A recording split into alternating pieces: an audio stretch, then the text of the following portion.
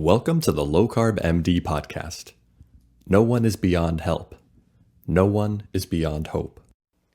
As we have always said, we are bringing you medical information and cutting-edge science, but none of this is medical advice. Please seek out input from your own doctor.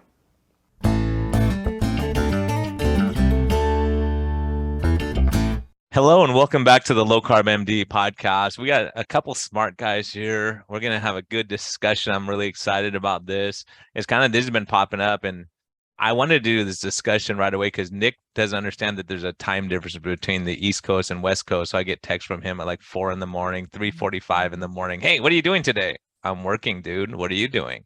Oh, I might have a break from 3 to 3:30 Eastern time. I'm like, yeah, that's when I'm seeing my patients at that time. So it's good to get Nick back on, our little med student here, this MD PhD. He's gonna have so many degrees and all this crazy studies that he's done and all this stuff. So he wants to get into a little battle with my friend Tucker Goodrich here, who has really had a huge, like, if you go back and listen to all of his stuff with his experiences with seed oils and how it affected his health. So we might have a difference of opinion maybe, but I think it's really cool that we can sit and talk about it and try to figure out what's real, what's propaganda, what's legit, what's not, because I know in my practice, I've seen some things with seed oils that I've been intrigued by. And I think that, we give a list to our patient of what we recommend and don't recommend. And some of these things pop up and I really don't know. Like just the other day, someone's asking me, what about palm oil? What do you think? I'm like, I don't know. I'll get these two guys on, let them figure it out and battle it out a little bit. So who wants to go first, guys? Well, let me go first. And Tucker, give yourself a little bit of background so people know who you are. And then Nick, you do the same, and then we'll go from there. I was a technology executive on Wall Street. I was effectively an engineer, computer scientist and a systems engineer, largely self-taught. And I got sick. I got interested in why. Through some dumb luck, I managed to figure out what the problem was and managed to resolve essentially all of my chronic disease issues. And I've told that story before, so I'm not going to go into it at length here. But being an engineer, I was really curious why the solution to my health problems seemed to be doing the reverse of what the experts told us to do, which I had always assumed was the right thing to do. So I started doing the research, and I haven't stopped yet.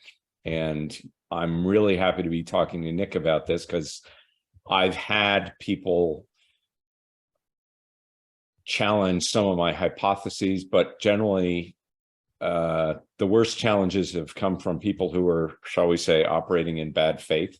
And I know that Nick is not operating in bad faith because I've been interacting with him long enough on Twitter, and we have some friends in common, so that I know this is going to be an interesting and productive discussion. And I'm looking forward to it, and looking forward to whatever I learn out of this, because I know he's done his homework.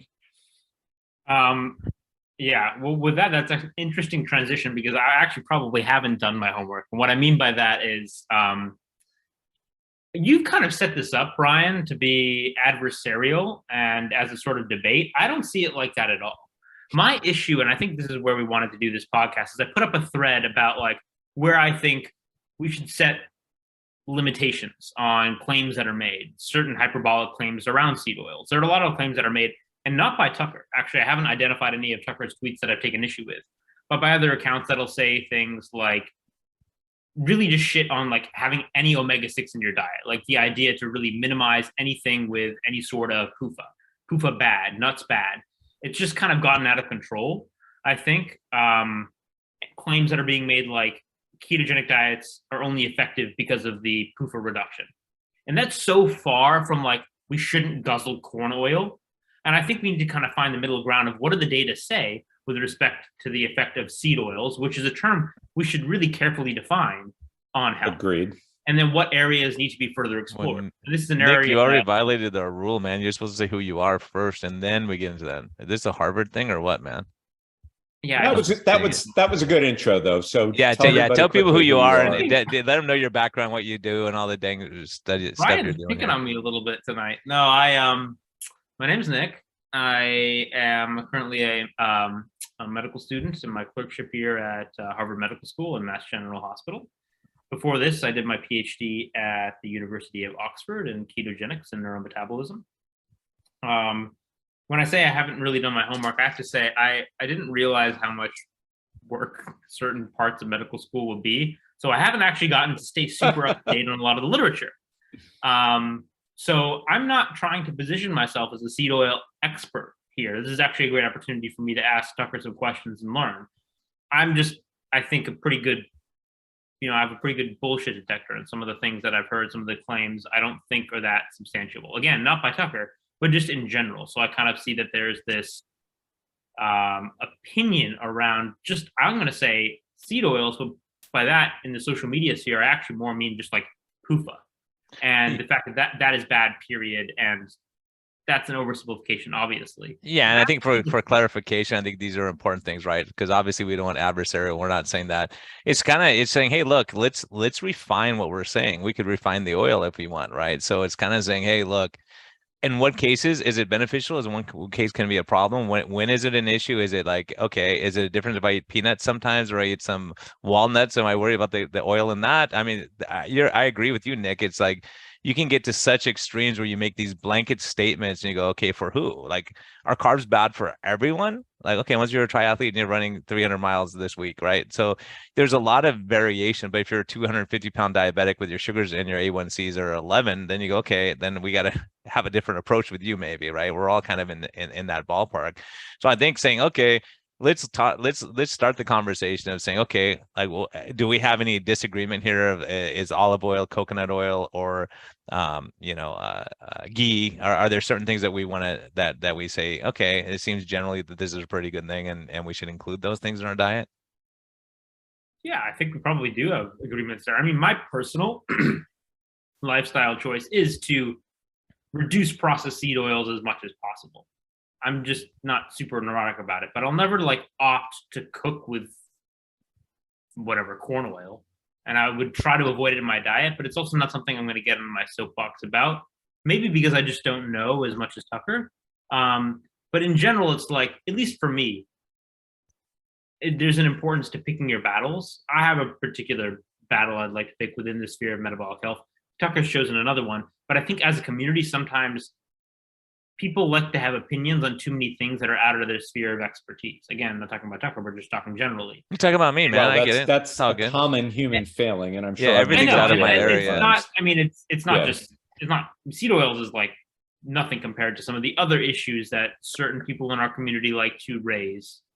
I won't name names and I won't name topics, but you can guess what I mean. So It's just an area where I think that like we could use these long form discussions be a little bit more nuanced, so we don't have people coming out of the woodwork saying like you're eating walnuts and that's poisoning you. So it's just a little bit. Yes. Okay, which is kind of what I'm seeing. So that's like no, and I see that too. And I think the basic problem here is excess omega-6, right? Excess. And I try to make this point in every long interview where I can make all the points I want to make, which is that, omega-3 and omega-6 PUFAs, especially omega-6 PUFAs, are in almost every real food. It's impossible to avoid them entirely. And there's no evidence that you have to avoid them entirely, right? Mm-hmm. So yes, saying eating a handful of walnuts is going to poison you is going past hyperbole to maybe, I don't know what the term is, fear-mongering, right? Because it's not. And, nuts in a reasonable amount can be a healthy part of a human diet. I eat nuts from time to time, but yeah, so that's definitely a totally valid criticism from Nick, and one that I certainly share and try and make myself, because I don't like driving people nuts with this stuff, right? I'm trying to fix a problem, not cause a new one. Yeah, good pun. And just to be clear, if I haven't said this 1,000 times, I think we probably agree almost 100%. It's just I have an issue with how things are marketed by other people. So with that as kind of the preface, I'd love to hear your strongest claims against seed oils, and then maybe dig into a little bit of the data behind it. Educate us. I think it's the root cause of all the chronic diseases that we're seeing right now. That's a pretty strong claim. All right, build your case. So, for starters, the weakest form of evidence, the population epidemiology, We don't see any of these chronic diseases, with a couple of exceptions, in any populations that don't eat large amounts of seed oils, not even industrial seed oils. I like to say that because to distinguish from traditional uses of seeds and seed oils. But there isn't a single population I'm aware of or species that has all of these chronic diseases that we see today without consuming seed oils, and especially industrial seed oils, right? Yeah, but couldn't you just argue that westernized diets run like in parallel with seed oils, and that there are a lot of other components in westernized lifestyle? Absolutely. That's absolutely correct, right? One of the hallmarks of the Western diet, what I call the modern American diet, right, to distinguish it from what we were eating in the early 1800s, is the introduction of industrial seed oils, right, which is seed oils at industrial scale, which distinguishes it from, say, India, which has been including seed oils as part of their diet for thousands of years. Right, it really ramped up to massive amounts in the modern era, right? And that's the time at which all of these chronic diseases started becoming common, right? Diabetes goes back thousands of years, heart disease goes back thousands of years, but none of them were seen at the prevalence that we see now up until the introduction of seed oils in the diet in any population I'm aware of. And just to back that up a little bit, Dr. Sinha, who I interviewed early on, he's of Indian descent, and he says, look, the problem became when they came to the US, they said, that's terrible. You can't use ghee, you can't use butter. You're going to have to use seed oils. And they did. And it turned into an absolute disaster. I'm sure, to Nick's point, there's a lot of other things that got added in, like, going to fast food restaurants and having French fries, maybe stuff like that. But he was saying this is a huge issue. And once he switches them back to more traditional recipes, that they do better. Right. And then maybe cutting down on carbohydrates at the same time. And I mean, to Nick's point, there are definitely other factors that are involved in the modern American diet. I mean, cigarettes were a huge factor at one point, and it's a massive confounder to the effects of seed oils for reasons that we can get into later. But then there are things like carbohydrates, where when you look at populations that eat traditional diets with high amounts of carbohydrates, you see low amounts of some of these chronic diseases like diabetes, but you don't see the massive prevalence that we have now, and you certainly don't see the prevalence of obesity that we have now, right? So you can go through. People have said it's glyphosate. Okay, great, but all of this started before glyphosate was introduced in the food supply. So you can go through and just pick apart most of the arguments. So this is pretty much the one I'm left with after looking at a number of other options, right? So you had a thought there, Nick. Oh, just with respect to the carbohydrate proportions, I would say, if you want to create the accurate parallel, it's not a parallel to carbohydrates, but to high glycemic load carbohydrates. Not even that. Unique to a westernized diet. No, because I had you've heard of Spreadbury, Dr. Spreadbury, who came up with this acellular carbohydrate hypothesis. I had a back and forth with him a couple of years ago. No reason you would know about that. And I went through all the data for all of these traditional societies, and every single traditional society that uses some form of starch as their primary form of carbohydrate, there's no way to distinguish between those and an ultra-processed carbohydrate in one of Kevin Hall's studies, for instance, right? I mean, if you look at the best indicator I've seen for the effect of an ultra-processed starch is glycemic index, which indicates how fast it's altering your blood sugar, right? Mm-hmm. And traditional carbohydrate sources, in some cases, have GIs that are higher than things like white flour, right? Or a hamburger bun. And I don't think there's any more typical ultra-processed food than a hamburger bun made out of white flour and Lord knows what else they put in those things. What traditional society has not only a high glycemic index, but a high glycemic load diet chronically? Anybody who consumes rice or taro or yams or sweet potatoes or potatoes right? When you cook all of those things, you are ultra processing them. And the whole point of it is to break down the cellular matrix so that you can digest the glucose, right? A lot of these. Boiling a yam, you get like a GI of what, 50 something. I mean, if you bake it, it's a little bit of a different story, but still. And then the volume you're eating after rice all day, like in the rice patties or whatever. Beg your pardon? I think there's a different scenario between like having like a boiled yam at night after working in the field all day, and then eating a hamburger bun after you've had your oatmeal with the banana and your donut after you rolled out of bed and you're driving to work. Like, well, yeah, but I mean, either case, you're eating a steady intake of carbohydrates during the day. And you're right, there are factors. I think that if you're eating a diet like that, I mean, if you're eating a diet like that in an agricultural context, you're essentially intermittent fasting, because you're getting a big glucose load in the morning and then you're burning it off until lunch, and then you have another glucose load and then you're burning it off until dinner, right? You're not doing what the ADA tells diabetics to do, which is nibble at carbohydrates all day long, which, from what I know about physiology, if you want to cause glucose over-reliance, that's the way to do it, is continually consume it and never have a period where you're forced to go back to fat burning and ketosis. Yeah, never burning it off, and then also, being stress intense, right, and arguing all the time. And I think that's, for me, the more I'm around, and I have way more gray hairs than both of you to prove that, is the effect of stress on what we're trying to accomplish. Stress is an absolute disaster. So if you put people on bad diets, maybe high in seed oils and high in carbohydrates and processed food and all this stuff,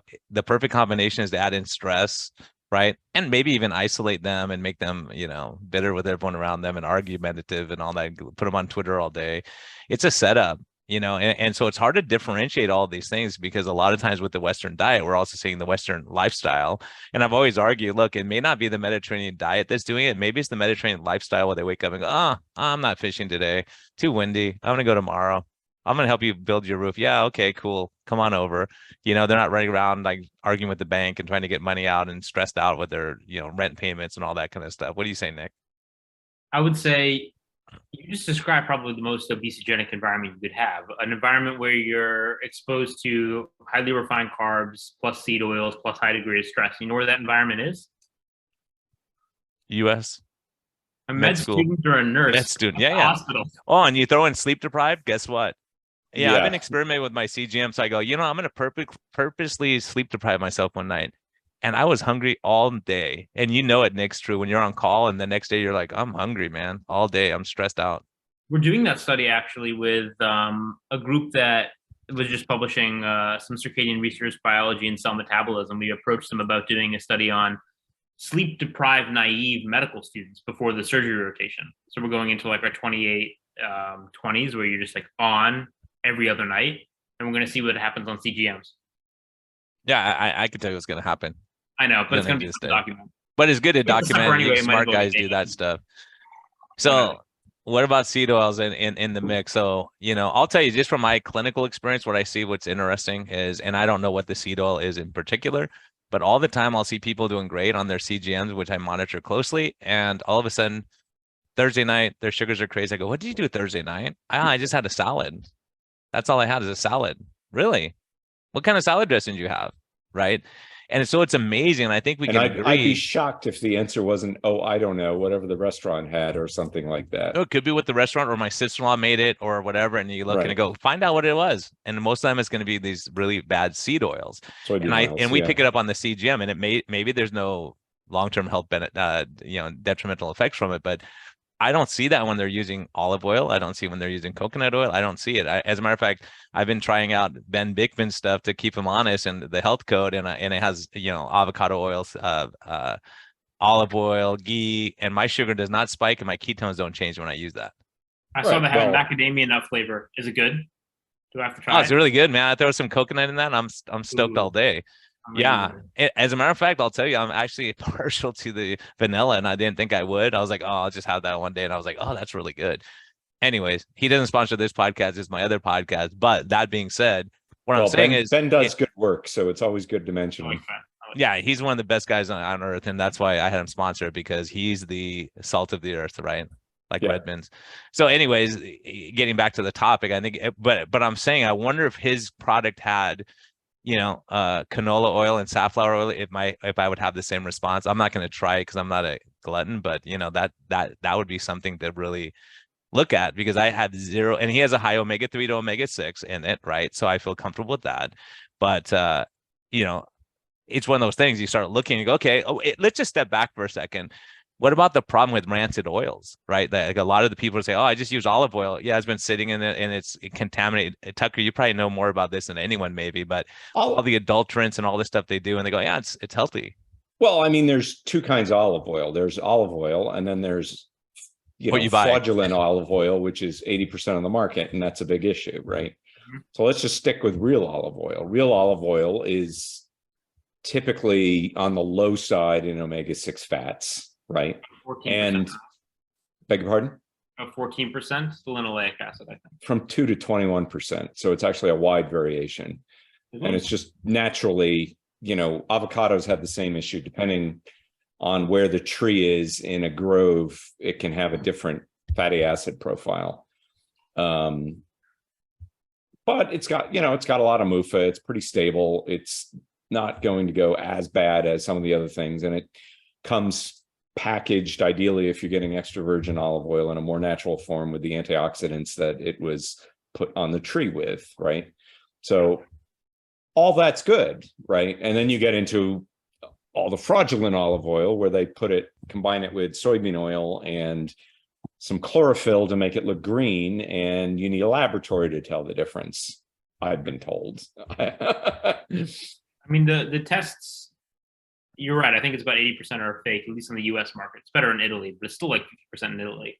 If you find an olive oil that it has to be in dark glass or metal, first of all. And then to generally keep it from going rancid. Like a press date, not a best by date, but like a press date.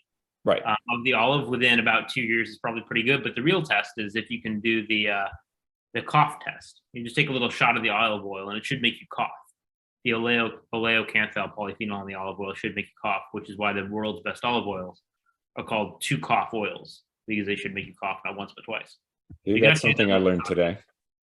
It's kind of fun. Nick, you got way too much. How do you know all this stuff when you're in med school, man? I don't get it.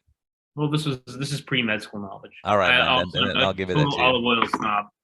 Olive oil and cheese. Europe turned me into an olive oil and cheese snob. That's awesome, man. That's good stuff. So that's good to hear, So here's my question for you guys too. While we're on the little bit of a topic. So olive oil, if we get the good stuff, we agree that's legit. Mm-hmm. Okay. Yeah. And it's excellent for cooking, by the way. It's very stable at heat. It's probably a waste, I would argue, to use a nice olive oil for cooking or deep frying, God forbid. But, it is actually pretty good for that. It's good for sauteing. You throw some garlic and some good stuff in there, man. You're good to go, man. It's perfect. You can throw your mushrooms in there. Your life's good. How about explain this to me? I honestly have never thought about this or understood, like, how are we getting avocado oil? Does anyone know the process? How do you get oil from an avocado? Are you crushing the seeds? Where does the oil come from, and how do you manufacture that? You press the fruit, and they also crush the seeds. And from what I understand, the fat composition in the seeds and the fruit is pretty much the same. So you're getting the whole thing out of it, as opposed to, like, I think olives, where there's a difference, and you can get I forget the term for olive oil that's produced from all the fat in the fruit instead of just the soft, the fruit. So yeah, from what I understand, the process is pretty similar to how you get olive oil. You press it, and then in their case, they also grind up the seed and extract the oil from the seed. And is that typically adulterated too? Like where they're mixing it, like what they're doing with canola oil and all that kind of stuff? Yeah. We know. Same problem. Same thing. Yeah, people are going to make money, and they're going to make it as cheap as they can. A lot of the avocados come from Mexico. And what do we have in Mexico? We have a huge problem with organized crime. And it's a lot easier to ship adulterated avocado oil into the United States than it is to ship cocaine. There's gonna be cocaine in my avocado oil or something. Well, I'm not so sure A on lot that. of Tech. energy from the I might have to avocado. double check you on that. It seems like cocaine has been pretty easy to ship in based on what I'm seeing, but I'm not sure. I Yeah, live but in San Diego. nobody ever seized a shipment of adulterated olive oil or avocado That's true. oil, right? Yeah, that's true. That's true. The real So- trafficking problem. An So then interesting you get, you mentioned the thing about rancidity. I saw a presentation recently, and I haven't been able to find the publication that this is from, where the guy made the claim that olive oils are 400, or not olive oils, that seed oils are 400 to 1,000 times more oxidized than a biological molecule like LDL, right? That blew my mind, because basically what that tells you is that all these seed oils are oxidized out of the factory, right? more or less. More or less, right? So what's the problem with LDL, right? To get into all these chronic diseases and why I find this argument convincing. LDL, normal LDL is not atherogenic. This was shown back in the 1970s, right? Normal LDL does not initiate the first step in atherogenesis, which is the creation of foam cells. It has to be oxidized in the body. And the definition of an oxidized LDL is an oxidized omega-6 fat of the type that we find primarily in our diet in seed oils, right? And then you can step through all the rest of the steps of heart disease, go through heart failure, right? Whichever part you want to. And every single step progresses based on the presence of some oxidized omega-6 fat. Now, I will say, to Nick's point, to get into the PUFA thing, maybe if we were eating lots of rancid fish oil, that would cause a problem, right? But we don't. So we're left with this dichotomy between the two PUFAs. They do have different traits. They have different levels of toxicity when they go rancid. Omega-6 fats are much more toxic than omega-3 fats when they go rancid. Interestingly enough, omega-3 fats when they go rancid are really good at causing insulin resistance, which is kind of another topic, but so are omega-6 fats. So it gets us into, you start pulling this string, which is what I've done, right? You say, oh, well, this is interesting. I wonder if it's in this condition. I wonder if it's in this condition. I wonder if it's in this condition. And I have yet to find something broadly defined as a chronic disease, including things like periodontal disease, where oxidized omega-6 fats are not playing a role in pathophysiology. But that is still very circumstantial in terms of an argument. Like, I think it's a great hypothesis. And honestly, if you want me to put my money down, I'd probably make the same bet as you. But in terms of like burden of proof to make a clinical claim. Okay, so let's get back to the basics, right? In toxicology, you do your research in animal studies, right? I have no problem with animal studies. I want to hear about all the animals. No. Okay, so let's talk about toxicology, right?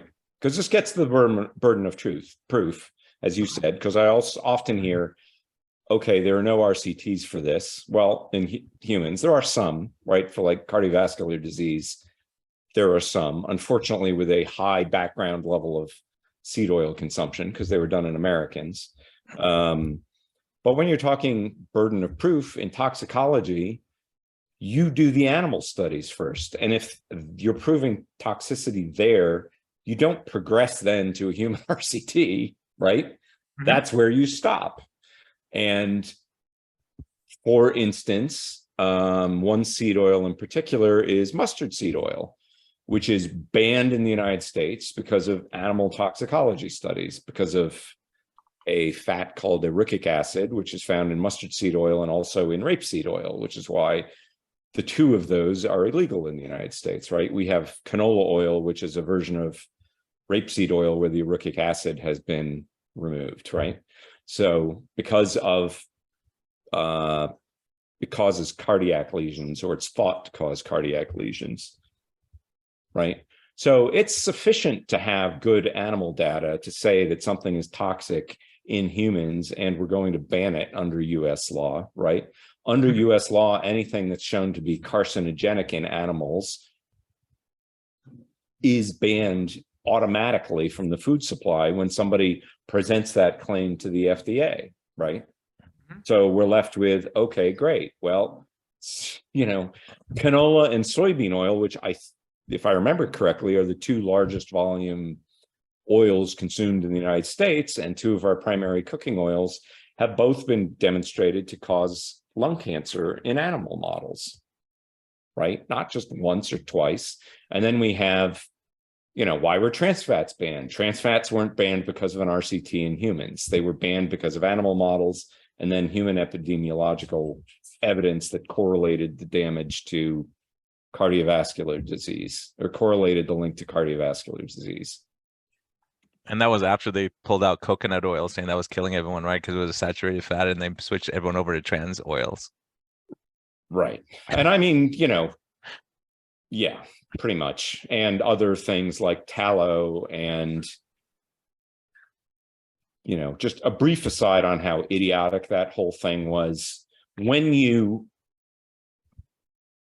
hydrogenate a seed oil, like cottonseed oil, you are turning linoleic acid into stearic acid, which is pretty much the primary fat in beef tallow, right? Mm-hmm. And the other fat in beef tallow is palmitic acid, and then you have oleic acid, right?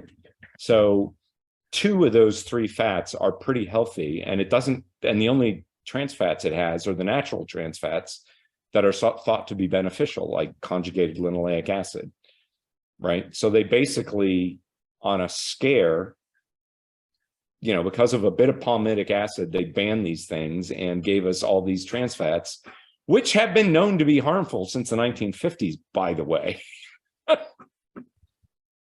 I mean, yeah. Well, while we're on harmful oils, what about, a lot of these fast food places, they're using the same oil and reheating it over and over again too. And you get more rancidity and you get more toxicity as time goes, right?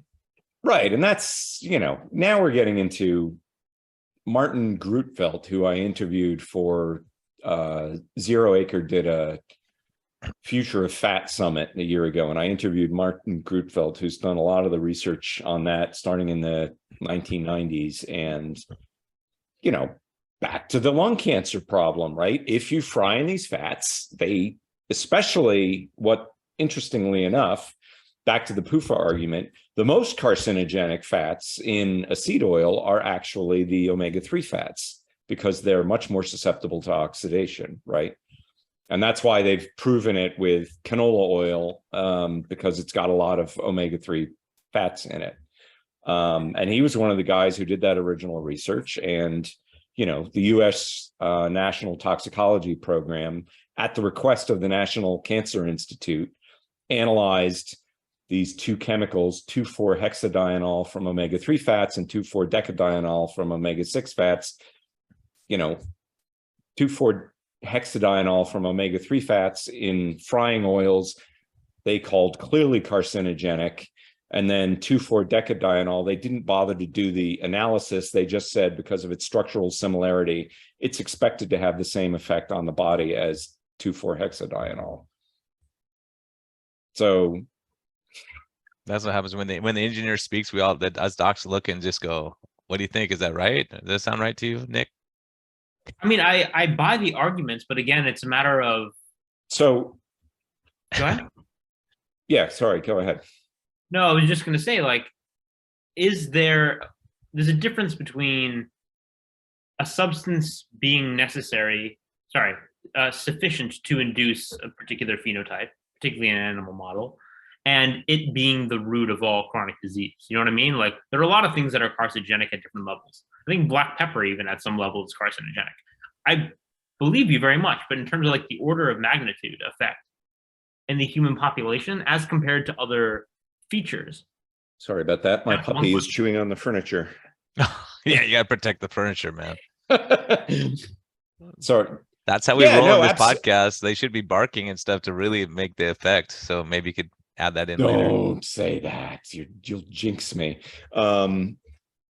Yeah, but Nick's absolutely right. I mean, John Ioannidis did this great paper years ago looking at, causes of foods that cause cancer. And I think he I mean, it was farcical by the end of the article. You know, it was like almost everything you could think of eating has been shown to cause cancer in some study or another, right? But then you start getting back to, okay, you know, mechanistic correlations. Did we have, when, say, immigrants move to the United States, they typically suffer a huge increase in certain types of cancer, and I will add a big decrease in other types of cancer, right? One of those types of cancer is colon cancer. What changes in their diet, right? One of the biggest changes is, you know, and you don't see these high rates of colon cancer in traditional societies, right? So you start having to do a little dot connecting, and then you get back into the animal mechanistic studies where the thing that actually causes carcinogenesis in the colon of an animal is the oxidized polyunsaturated fats. And you'll see a lot of studies where they're saying, okay, it's the heme iron from red meat that's causing that. Well, it turns out that heme is a catalyst for the oxidation of omega-6 fats.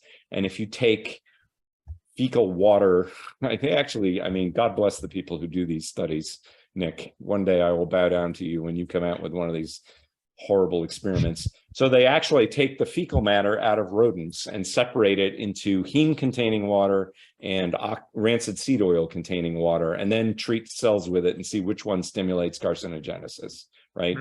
Heme doesn't do it. The oxidized omega-6 fats do it. We can talk about my research history later, because I've been, anyway, that Sure, aside. you've had some fun already. Yeah, undergrad, I did a lot of fly dissections, fly ovary dissections, fruit fly ovary dissections. Then I had to break up. But the worst part was not only did I have to do the dissections, I had to collect the flies as virgins, and they were hatching at different times. So there was like dead of winter in Hanover, New Hampshire, and I'm like trudging at 5 a.m. in the snow to collect my virgin flies, sitting there then dissecting their ovaries. Anyway, a lot of fun. I think where we're at is kind of where we started in terms of agreement. Like, you want me to give a thumbs up or thumbs down on highly oxidized seed oils taken in at huge levels. Like, we're 100% in agreement, thumbs down. Well, I don't think there's anybody on the other side of that argument, though. Right. So I actually, again, I think we're like almost entirely in sync. My bone to pick is with the claims, and I'll read you just an example tweet. I think you know this tweet. My suspicion is that keto is currently a helpful tool for many folks because of seed oil toxicity and constant food abundance. If we had low polyunsaturated fat diets and ate seasonally, likely no need for keto. Do you stand by that claim? There's some truth to that claim. I'll put that as partly true, right? I got interested in ketogenic diets before I got interested in this whole seed oil topic. And from what I understand, in a lot of cases, we don't actually know what the mechanism is, like in epilepsy. Correct me, I haven't seen a recent paper from Kossoff on mechanisms of the ketogenic diet efficacy in epilepsy. But the last time I looked, it was, we're not quite sure why it is. Is it less carbohydrates? Is it more hydroxybutyrate? Is it, but one of the factors in a ketogenic diet, at least in animals, and I haven't seen this replicated in humans, is that in a ketogenic diet, you oxidize the toxins that are produced from seed oils instead of having them go through the cell, right? That seems to be protective, at least as far as obesity goes, right?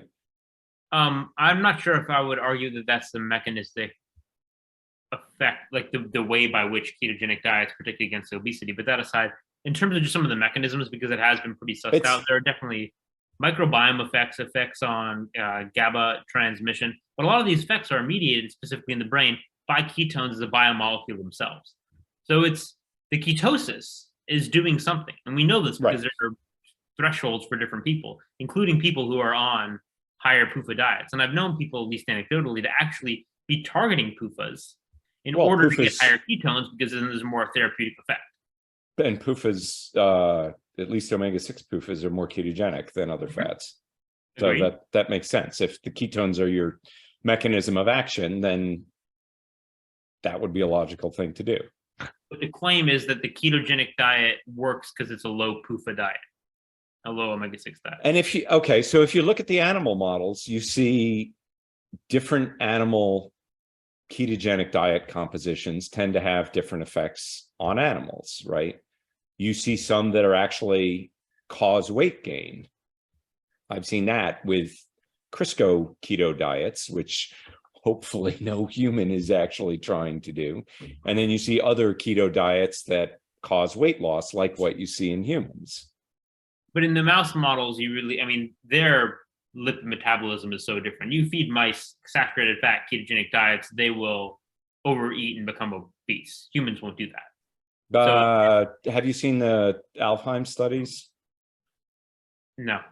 So they swapped, that was done at the National Institutes of Health in 2012, and they swapped omega-6 for saturated fat. And as saturated fat went up, obesity went away. In the mice, a ketogenic diet context. Not a ketogenic diet, just a regular mouse diet. I don't know how it translates. I do So know yeah, that but, there are mouse models. but your point's well taken. Mice lipid metabolism is different from human. It has some similarities, but it also has some differences. Yeah.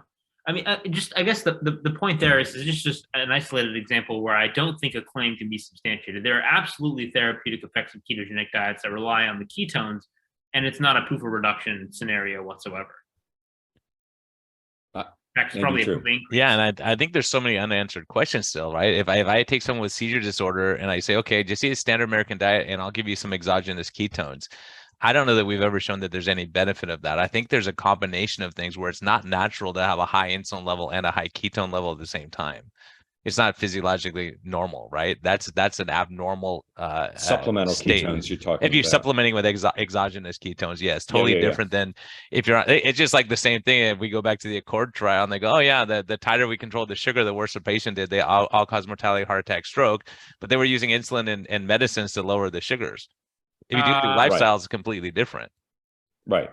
I'm definitely an advocate for endogenous ketosis over exogenous, but I will challenge that point since my PhD was actually on exogenous ketones in Parkinson's.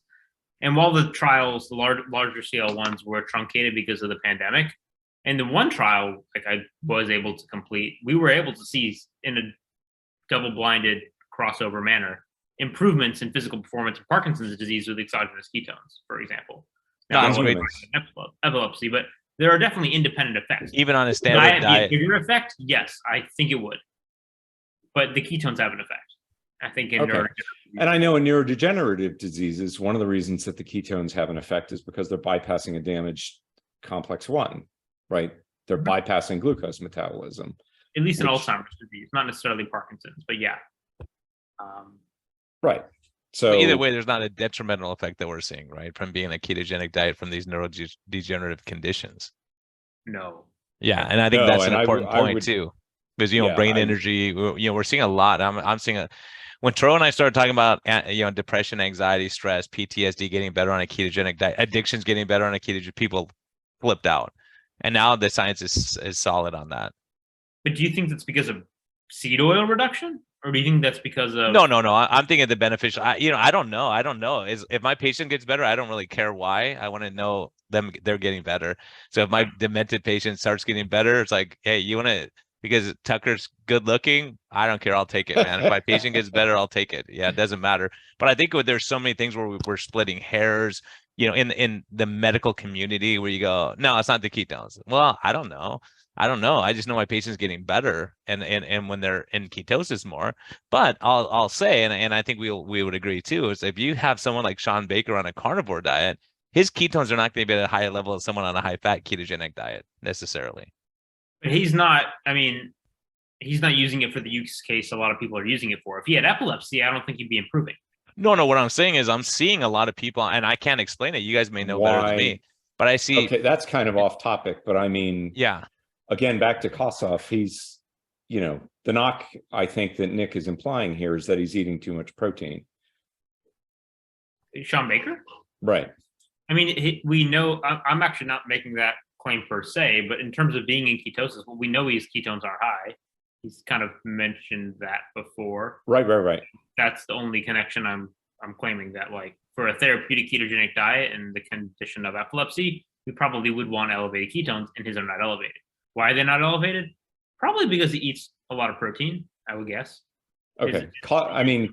Kossoff has largely abandoned the traditional the medical ketogenic diet is what I used to refer to it as, in favor of a modified Atkins diet, which is Atkins induction, right? Which is just a low carb diet. And then instead of titrating carbs back in, you just stay at induction forever, essentially. And the papers that I've read, which are old at this point, say that, ketones don't necessarily make a difference to epilepsy.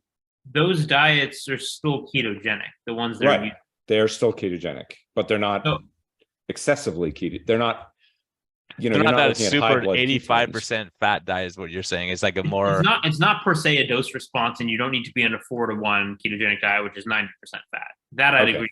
But there probably is a threshold. It's not a dose response. But Sean Baker is not doing he's diet not doing it because he's epileptic. Ketones 1.5 versus 2 point or like 4 point something. His ketones are like point. I don't actually know, but like they're like 0.2, 0.3. Right. Again, seems to be clearly he doesn't need to chase the ketones. He doesn't have the same use case for the people. So, so is it possible that part of the mechanism of a ketogenic diet is protection from the toxicity of excess omega-6 fats?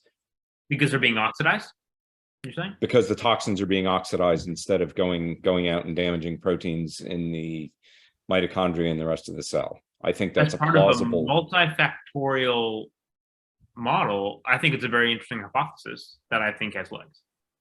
Yeah, because there's lots of, all the neurodegenerative diseases, again, that I've looked at have oxidative stress as a we're talking about a bunch of conditions where we don't know what causes them all. And they're looking at various mechanisms that could be causing them. And oxidative stress always comes up in the reading that I've done. And when you start looking at, when they're saying oxidative stress and they're looking at their marker for it is a oxidized omega-6 fat, then I start thinking, well, gee, maybe the fact that we've been consuming so much more of these than we used to is part of the mechanism of injury here, right? And that's not, and I'm going to say that neurodegenerative diseases are a very complicated thing. It's like cancer. We don't know enough to make blanket statements, right? I would say there are certain cancers where seed oils can clearly be said to play a role. And then there are other cancers where I think they clearly don't play a role, like cervical cancer is caused by a virus. Yeah. Going off, I want you to freely speculate. If we're saying part of the protective effect of a ketogenic diet possibly is that the variable actually oxidize a lot of the excess omega-6 as a fuel source, then in the context of ketosis, are we saying that eating more omega-6 actually probably isn't problematic? Probably is problematic? Is not. I would say it is problematic just because you get to a point where you're producing too much toxins and you can't dispose of them all based on what we see in the animal models. But is the threshold much, much higher? It's higher. I've never seen a study that's looked at trying to figure out where there's a threshold or a break point. Is there some benefit of why do you want to add more omega-6 into your diet is the question. I think we get plenty of that on its own, right? If you're running a lab, it's cheap. Yeah, well, or if you want the study, if you want the ketogenic diet to look bad, you add in a bunch of omega-6 terrible oils, right? And they do worse, of course.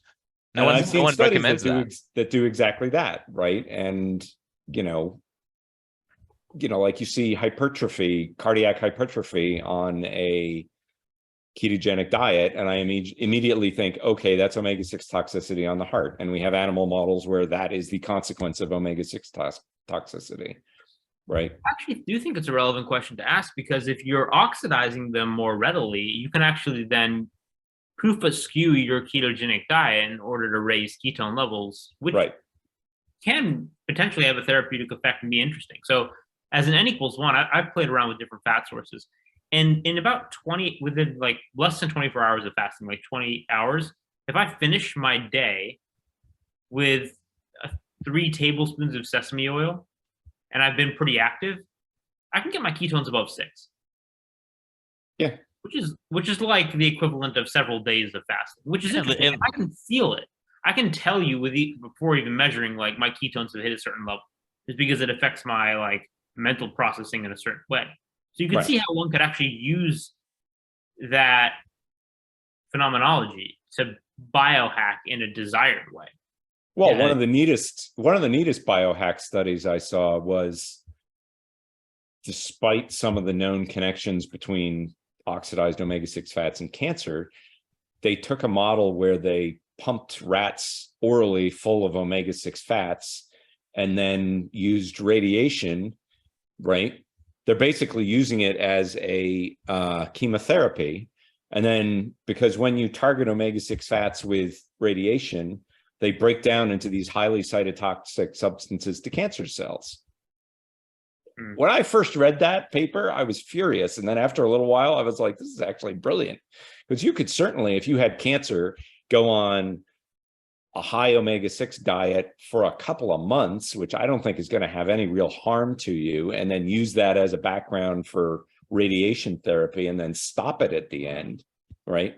And to Nick's point just now, you get the effect of the fats breaking down into cytotoxic substances and also higher ketones, which we know is beneficial in cancer treatment, especially with chemotherapy. That's pretty cool, actually. So yeah, there's actually there's some cool hacks here, but talking as a basic background environmental issue, I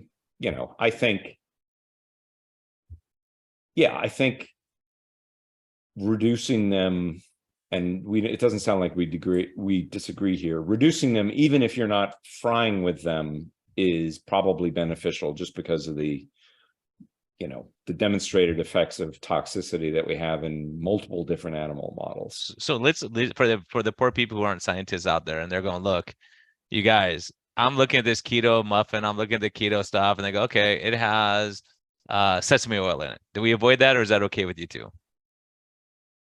Look, the dose makes the poison. I mean, I put a couple of drops of sesame oil when I make some stir fry, just because it tastes good. All right, cool. I'm with you on that. But sesame oil is also kind of interesting, at least in the in vitro studies I've seen. They got like the sesamin, sesmolin, and sesamol.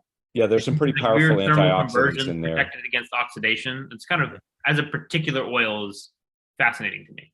Yeah, I agree with that. But I would say with any of these, the studies that I've seen with frying and these fats show that the antioxidants don't protect them against heat damage, right? The antioxidants may be beneficial in your gut or maybe in your bloodstream, but they're not going to protect them when you're frying with them, right? Yeah. So when I put sesame oil in my food, I put it in at the end of the cooking process. It's a flavoring, and it's nice. I like it. And I don't worry, to Nick's original point about seed oil fear mongering. I don't worry that a couple of drops here and there and enjoy. Yeah, you're not eating drops of spicy sesame seed oil is going to kill me or have any negative effect on me. And even my wife, who's way more sensitive to this, ironically, she doesn't have a problem with that. But if she goes out and eats in restaurants for a couple of days, she'll start to get sick. Yeah. Okay, we agree that dose is the poison. What about like palm oil? That shows up in a lot of keto foods. Palm oil's a tropical oil. They tend to be much more saturated, fat rich, like coconut oil. And again, like avocados, the palm seed oil is pretty similar in fatty acid composition. I'm not a huge fan of palm oil. Just there's a whole nother issue with palm oil. I'm not a huge fan of it. I've tried it. I don't like the taste, so I don't use it. But from an omega-6 perspective, it's relatively low and it's got relatively stable fats in it. So it's not subject to the rancidity problems that some of the other ones are. I want to ask Tucker a couple questions before we end. One is, well, this, like, your dietary intake doesn't necessarily translate to your actual blood levels. Like, I'm pretty sure I don't actually have an intake of omega-6 to omega-3 of a 1-to-1 ratio in my diet. considering how much fat I eat overall, that would be next to impossible. I'd have to be supplementing omega-3 through the roof. But my erythrocyte RBC ratio is a 1-to-1. Okay. And Congratulations. so, thank you. And so I guess the question is, how do intake levels translate to actual levels in membranes? And how does that vary from person to person? Broadly speaking, it tracks blood levels, track consumption broadly, not precisely, right? There are lots of studies showing those two things in humans. The regulatory mechanisms, there's counter, all these different fats interact, like omega-3 and omega-6 fats share an elongation pathway. There are also that capability to elongate these fats varies from person to person. The delta-6 dehydrogenase pathway varies a lot in people. That pathway tends to correlate more with disease state from omega-6 intake, right? Like linoleic acid, which is the base omega-6 fat, doesn't correlate particularly well with, say, obesity. But the next one up in the pathway of DGLA, delta, I can't remember exactly what DGLA stands for. That correlates pretty well with obesity, right? Which suggests that these different fats, as the fat gets elongated with more unsaturation points, it becomes more susceptible to oxidation, right? Arachidonic, the actually essential omega-6 fat, is super susceptible to oxidation, which is why the body likes it, because the body uses it for all sorts of messaging and defense functions, right? So it's complicated. But yeah, ultimately, fat, I've heard, I believe it's 680 days is the half-life of omega-6 fats in fat. That's not a great number because it comes from a consumption study that was done back in the 1960s, but fat turnover is rather slow. Cells with quick turnover, you're going to have a shorter membrane life just because the cell has a shorter life. Like cartilage, which I've read numbers for the half-life of cartilage cells of from 50 to 100 years, right? So if you're going to be able to reset the omega-6 levels in your cartilage, I don't know how long that's going to take, right? You're not going to do it by waiting for, you can change it in your skin really fast because your skin cells are constantly dying off. You're not going to be able to change it in cartilage that quickly. Same would go for heart tissue. But then a lot of these fats, because they're so susceptible to oxidation, they have pretty high turnover even within a stable cell. So the short answer is it really depends on what tissue you're talking about. Right. So both of you guys, would you say supplement with omega-3 is a good idea or not a good idea? I would say it's not a good idea. It can be a good thing short term, especially if you're fixing a modern American diet. There is evidence of harm in the long term from supplementing with fish oils, in part because they can be rancid and there's no way to tell if you're taking a pill. I always say to people, if you're going to supplement with omega-3 fats, you should do it with a spoon so you can smell if they're rancid, and you will. And the best way to do it all is with fish, right? Or pastured meats that are higher in omega-3 fats, because that also has phospholipids, and choline is beneficial in the uptake of longer chain omega-3 fats into the brain specifically. So you want to get it you don't want the refined form, right? We're back to kind of the same story. The refined form is going to be the most problematic one. The natural form is going to be the most beneficial one. So other than palatability or, preference, is there any reason to be supplementing with, adding olive oil, pouring olive oil and stuff, putting coconut oil in your coffee, all this kind of stuff? Is there any other benefit that you guys see there other than say, hey, eat some fish, eat some olives, eat some real avocados, and not worry about the oil so much? Look, the single best way, if you're concerned about your omega-3 levels, the single best way we know to raise them is to cut your omega-6 intake. Mm-hmm. Right? And then you can see where you are. I mean, I'm not a big fan of testing. Lots of people are, but I know people who have never touched a drop of fish or a drop of fish oil, and just by doggies, cut it out. And just by cutting their omega-6 intake, they have been able to get their omega-3 levels up quite substantially on the omega quant test.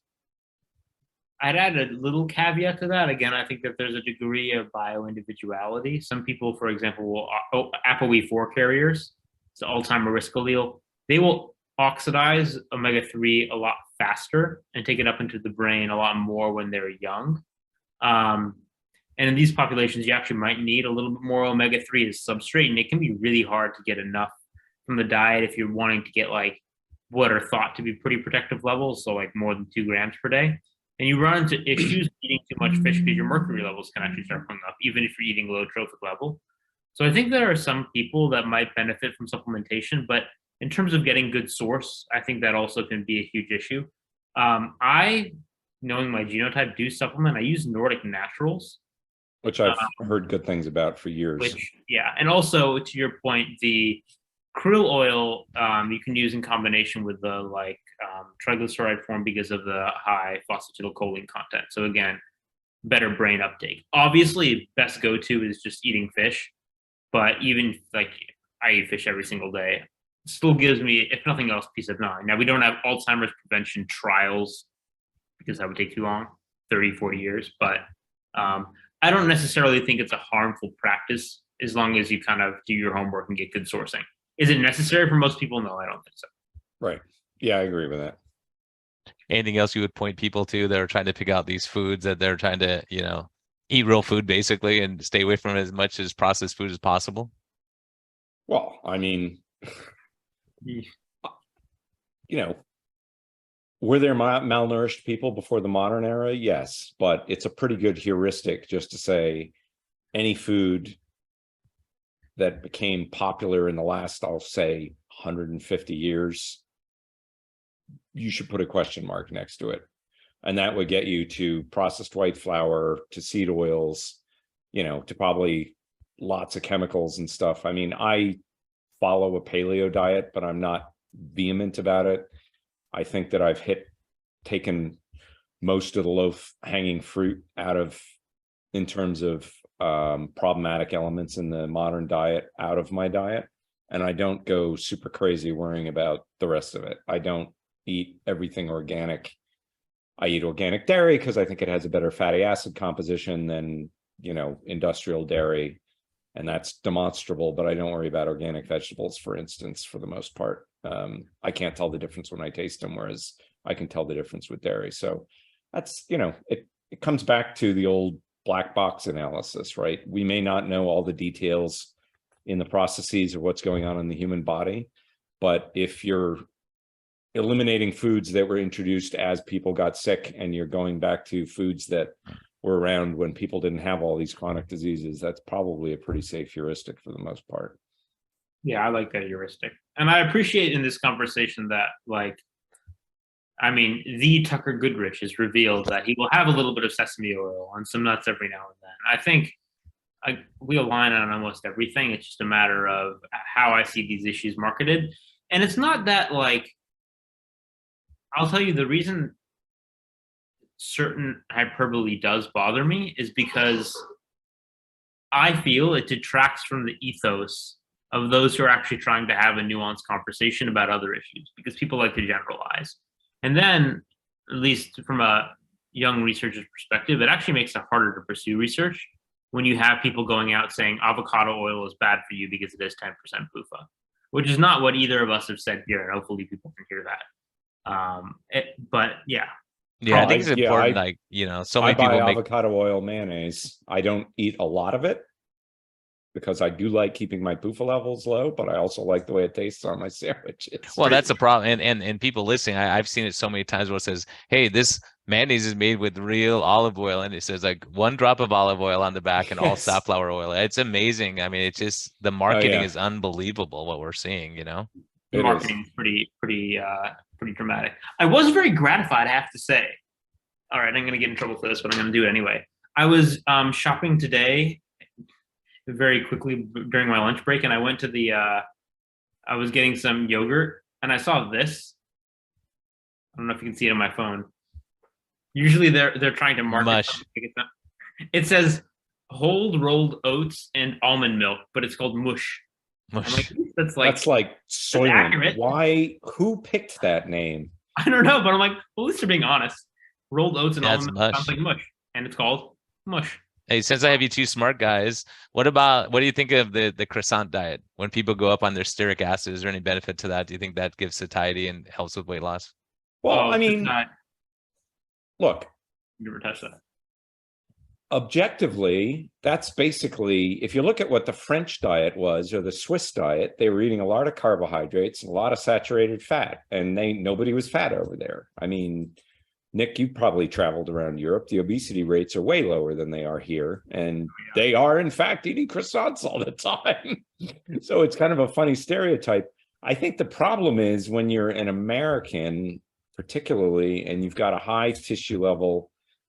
I was just reading a paper earlier by Barbara Corky where she's looking at the effect of, carbohydrate overfeeding on the cell. And the mechanism of harm she's using to track it is reduced glutathione levels.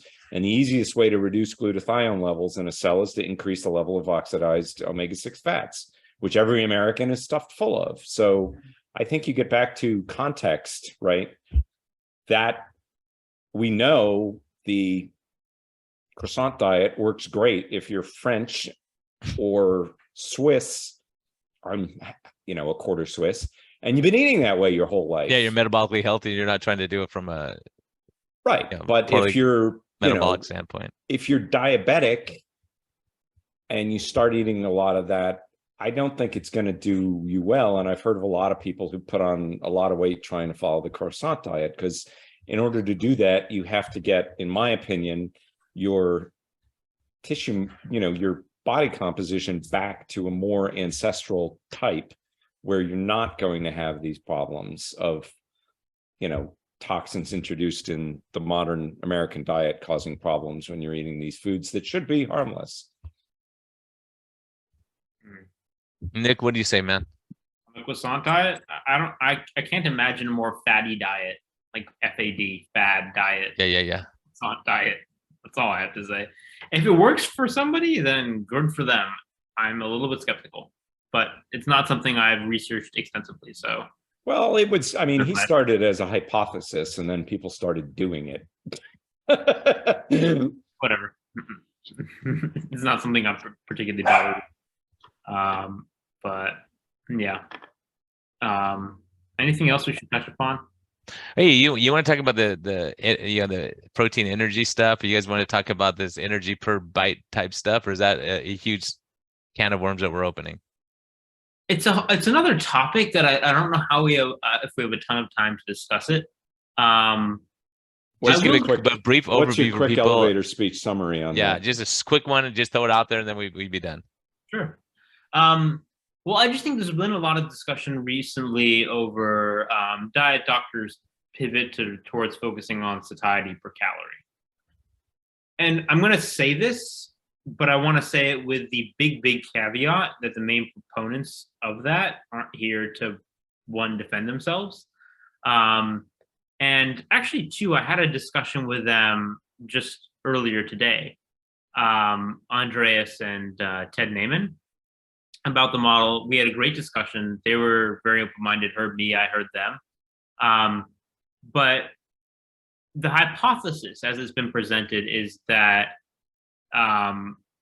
focusing on, quote, the food's satiety per calorie, how much it fills you up per calorie, is kind of like a closer to universal model that one could use for addressing the obesity epidemic. That's how I understand it pitched to me. And I would say, stated like that, it sounds like a pretty good starting point. It's not dissimilar from what Trochalagian does in his practice. So as an abstract concept, I'm with it. I'm with it when people post a picture of like a food, a plate that looks pretty healthy to the educated eye, and they're like hashtag satiety. I'm like, cool, I got it. But I think it's one of those things that's kind of like, at least for me, it's like porn. You know it when you see it, but you don't have to like quantify it. And I think what's at this point in time, there's a little bit of a difficulty with quantification of it. When you're trying to operationalize satiety and create an algorithm to score individual foods, where I've kind of been a thorn in their side, because admittedly I have, is like drawing direct comparisons based on their version 1.0 was put up. So it's like showing, okay, cheesecake is better than macadamia nuts. Or pepperoni is better than apple juice. Like, or again, a little weird to me. popcorn with yeast is 97 points on the 92. satiety scale, and popcorn without yeast is like 30. Well, clearly we should all be eating yeast and nobody would be fat. That's the solution. Right. So I think my initial issues have been with the scoring system, the version 1.0. Now, if they were here, what they probably say, based on my understanding, is that was an intentional move in order to provoke feedback so they could use that feedback to titrate the algorithm, which is a fair approach. Agreed. Where I think things stand now, I am struggling to figure out how you truly like operationalize this and create a good scoring system. Like, how do you give a hedonic factor to a club sandwich? What data are you really basing that upon? How do you weight these things against one another to create a scoring system that is actually a value add beyond like, yeah, a plate of eggs and smoked salmon is satiating. That's just kind of something you understand. And how do you translate short-term satiety into actually long-term benefits? Because it's not even clear that like if you take someone and you lock them, you do a metabolic ward study, you lock them in a room for 2 weeks and give them different diets and their energy intake differs, does that actually translate to multiple months? So the concept, just a point on that, the first study that they cite doesn't even look at obesity. You know, the protein leverage model. The first thing they say is that there's no relation to obesity or non-significant relationship to obesity, and then they just correlate it to energy intake in the short term. so Right. yeah, But if it doesn't correlate to obesity, what's it doing? We know that energy intake in the short term isn't necessarily going to translate to obesity in the long term.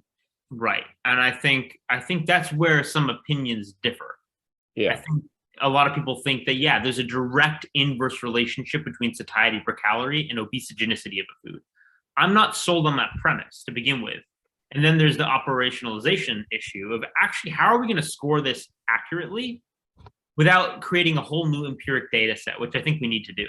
So my issue is more with like how the scoring is done, the direct comparisons that are made currently, and the lack of hard data.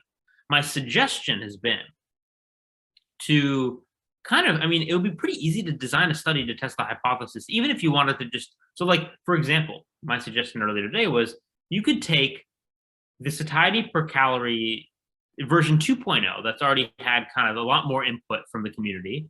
And Right. actually, I've seen a little bit behind the scenes. The scores are, in my opinion, a lot better. But my opinion isn't science. That's just kind of my like hypothesis guess. What you could do is you could create two diets that are equal, if we're kind of comparing it to, say, carbohydrate insulin model, equal in glycemic load, but have different satiety per calorie scoring systems. Those are the two arms. You could do a crossover or a parallel arm RCT, and you could see, okay, over a course of maybe 8 weeks, does 8 weeks, right? Isn't that what Hall did as part of his most recent study, which I haven't read yet? which one? The one metabolic 2-week nature one? The animal? Yeah, the one that just came out.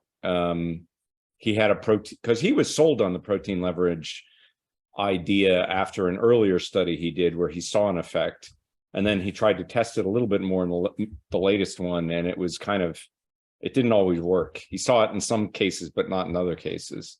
I forget. I'm not sure which study you're referring to, or actually, even if I've had time to read it. Like I said, I haven't been able to do my homework much since clerkship started, so I'm not gonna judge that study. There are other ones that pop to mind, but I actually don't think I'm gonna just go off the cuff and criticize those. But bottom line, I think with respect to this, you need a longer term study to actually see, okay, actually, is there a change in body composition? If they came out with data saying we have two diets equal in glycemic load and carbohydrate intake, with the higher satiety per calorie diet ends up with people having better body comp after 2 months, that would be pretty cool data. Yeah, that'd be I would take great. that seriously. Yeah, I We think had- that's the thing. There's so many studies we have to do, and I keep thinking like one of the study I would love to see. Maybe you guys are like, oh yeah, that was done in 1932. But I'm thinking of like what Jason Fung's talking about with some alternate day fasting type thing. And you do say you take a group and you put them on 1,000 calories a day, and then you take another group and put them on 2,000 calories every other day. You do 2 meals every other day, and see who does better. That's been done. I think that's It been doesn't done. make I a think the difference. 2,000 calorie meal people do better, right? I'm telling you, clinically, I'm seeing that people are doing 2,000 calories every other day, and they're breaking through plateaus like crazy. Are you I don't- serious about that number? 1,000 calories a day? I'm not. No, I'm not saying specifically okay. 1,000. But I'm saying But doing a Right. 44-hour fast, because ultimately what I think is happening, and I think I've demonstrated this in myself. Look at my, I'll probably post it tonight if I get time, but it's Valentine's Day, so maybe I'll spend time with my wife. But just saying, hey, look, if you do a 44-hour fast, say, and you do some activity exercise before you eat, you'll see your ketones go to 4 or 5, from 1 to 4 very quickly. Doing that. Right. And then you eat 2 meals, then the next day your ketones are still at 3 or 4 the next day after eating these 2 larger meals than you would typically have.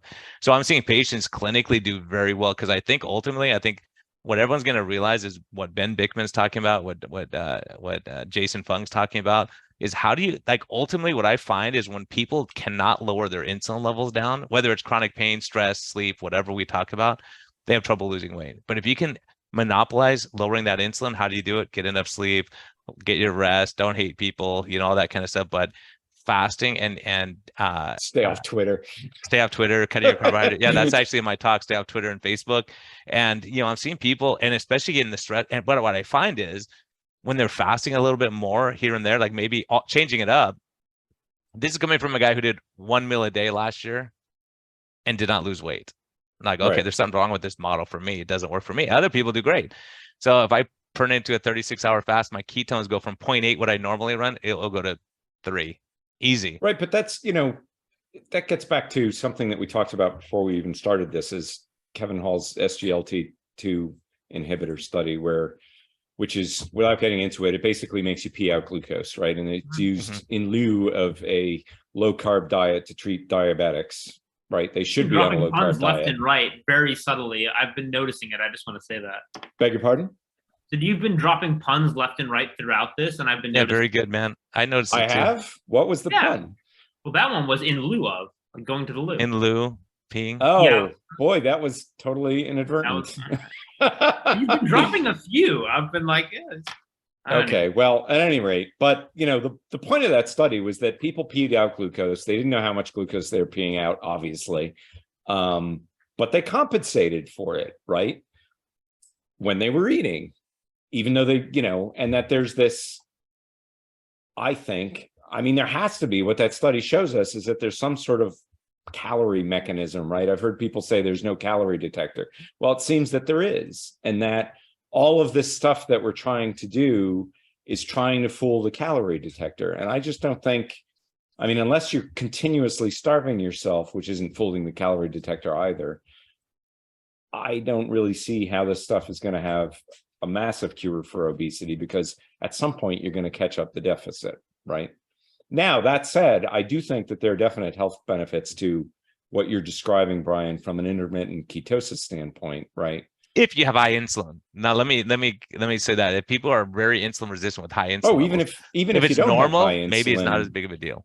Even if you don't have high insulin, my insulin when I had it tested was 2, less than 2, and I do an intermittent ketosis. I exercise fasted every morning to get my ketones up, and I think that's probably the closest we can get to a evolutionarily appropriate movement pattern for humans, because we would run after dinner. And you know what? You do that on an empty stomach. That's why you're running, because you're hungry. Yeah, I've got fun stuff to post. I want you guys to check it out. It's actually fun with seeing what's happening with my ketones and sugars. It's actually surprising. Anyways, it's cool stuff. Off topic. Sorry, guys. But everyone, hey, thanks for listening. You guys have any last words you want to throw out there for your fans? I just want to finish on the, I know we've kind of been tangential, but on the satiety per calorie thing, just to summarize up, I want to give credit where it's due for the good faith efforts that I think are being made. I've been a little bit of a thorn in the side on social media, and I will continue to be, only because I care and I want there to be growth. And I would love to be in the position of them proving me wrong, and I will contribute to that in any way they want to have me. So like, I love the fact that there are competing models out there and that we can test them. And it's always been, and this is just my general scientific philosophy, when you can see data that really convinces you that you're wrong and you can have that moment of, oh shit, I was wrong, those are the coolest moments in science. And those are the moments I kind of live for. So sucking up Yeah, the that's good stuff. that is like, that's the best. That's the best Yeah, shit. that's the best. And I agree with you. I don't think that I didn't realize Ted was that involved in it, but I definitely think the two of them are operating in good faith, even if they came up with some humorous outliers maybe in their algorithm. What I'd like to see a little bit more from them in that model is addressing some of the foods directly and explaining how they're addressing those foods that we know do impair satiety. Sugar and seed oils, which have been shown through the endocannabinoid effects to promote overeating and impair satiety. I would love to hear an explanation of how they're factoring that sort of research into this score. I think that's one of the issues is like it sounds really difficult next to impossible to take into account a lot of the hormonal factors, proteinase inhibitors in food. Like right now, my understanding is it's like, okay, the salt, fiber, protein is like the basis of the score and a hedonic factor. So it's like, that's pretty bland. They might be doing more stuff that I'm not aware of. Yeah. So again, the concept's not bad, but execution is going to be incredibly difficult. Yeah. So anyway, rooting for them. Yeah, we may have a repeat on this in a year, and we go, oh, guess what? Everyone was right. We were wrong. Okay, cool. Like, let's do that. So I think there's so much of that, but I think some of these guys, the science is there. If they solve the whole problem, that would be wonderful, wouldn't it? What's that? I refuse to believe that macadamia nuts will make me fat, though. Oh, I got bad news for you, man. Say when I started keto, guess what my go-to was? My go-to was on this side of my desk. I had macadamia nuts sitting there, and I'm like, this keto thing's not working very good. And then I stopped eating macadamia nuts, and all of a sudden, miraculously, it must have been a coincidence, I'm sure. But depending on how many you're taking it, if you're taking it in a handful, but you look at how much. See, that's Brian. When I started, I did the same thing, and I never had any problem with weight with macadamia nuts. Maybe it's because you were metabolically healthier than me. I mean, there's a lot of factors involved, right? I've literally pounded 8,000 calories in macadamia nuts and it's sitting before a flight. Wow, dude, you can get away with way more than the rest of us, man. It's not fair. Yeah, I bet Zach Bitter could have macadamia nuts all day and not have to worry about stuff. It gives me a stomachache after a while, though. So that's my limiting factor. So Tucker, you have any words of wisdom on your way out, man?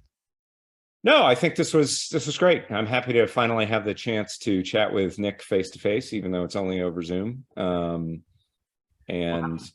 think it was a really productive conversation. I agree. We'll have to do this again. To everybody who is expecting a SmackDown, my apologies. Yeah, my apologies. The Jerry Springer show that ended.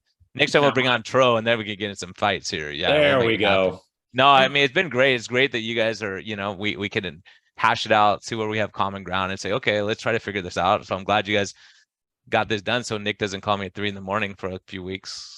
You've been picking on me. I'm just kidding you, man. I'm just kidding you. I love twice. It. Tro does the same thing. Tro will call me, hey, what do you do? I'm like, dude, it's 3 a.m, man. It's 6 o'clock for you. It's 3. I'm in the West Coast still. Maybe I need to move closer to you guys so we can talk at normal times. That's the plan. That's what we're doing. We actually have a coordinated effort. I'm probably going to be an hour closer to you guys, so it'll only be 2 hours. It won't be as bad. It'll be like 5 a.m. I appreciate that. No, I love you guys. I appreciate you coming on. I appreciate your persistence in making this happen, Nick, especially. And Nick, it's thanks really for squeezing it in. You seem to have had the tightest schedule. Yeah, I know you have a tight schedule for sure. I'm just a DPC doc, so I got the life now, man. But I'm leaving for Utah in the morning to go talk to the Keto Chow people, so that'll be fun. But cool. I just love it. Everyone, thanks for listening. I think it's really important. Like, check those labels, take a look, and more importantly, if you don't have to look at labels, that's probably the best. I think that's what we're kind of hashing out.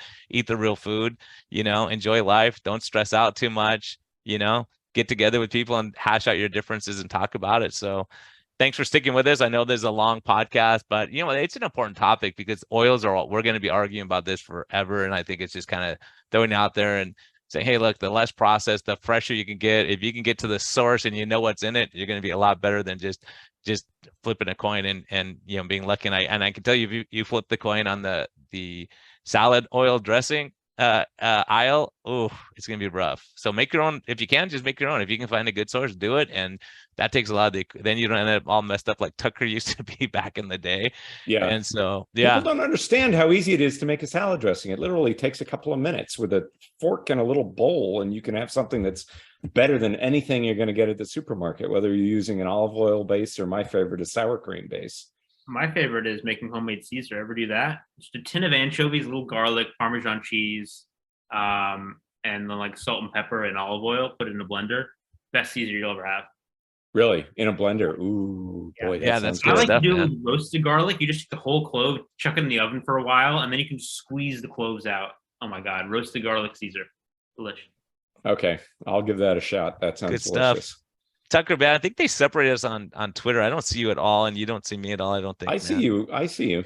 Okay, good. I miss you, I man. saw We you. used to, we used I to saw you joke. It's tormenting like, Nick on this whole thread for quite a while. So was I part of that? I think I've been. Someone might have hacked me because I've been pretty quiet. I think lately. I'm trying to stay well, under it the wasn't radar a a huge. little It bit. wasn't a huge amount of No, that's tormenting, good. but it was enough. It was enough to make me reach out to Nick and say, "Hey, let's make this happen." Yeah, Everybody awesome, loves guys. to rib the med student. I've noticed. I'm fine Oh, with we love picking on med students, man.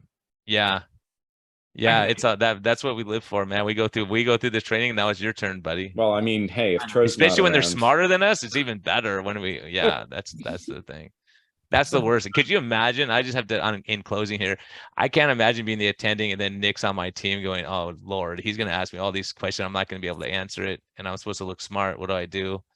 Just I'm actually, yeah, well, never mind. just pick on everyone except Nick. Oh, who's the other guy? I'll answer your question. Nick, I'll talk to you later. We'll talk after everyone else leaves. So, hey, thanks, guys. Great information. Appreciate it. It was great. Thanks, Brian. Thanks, Nick.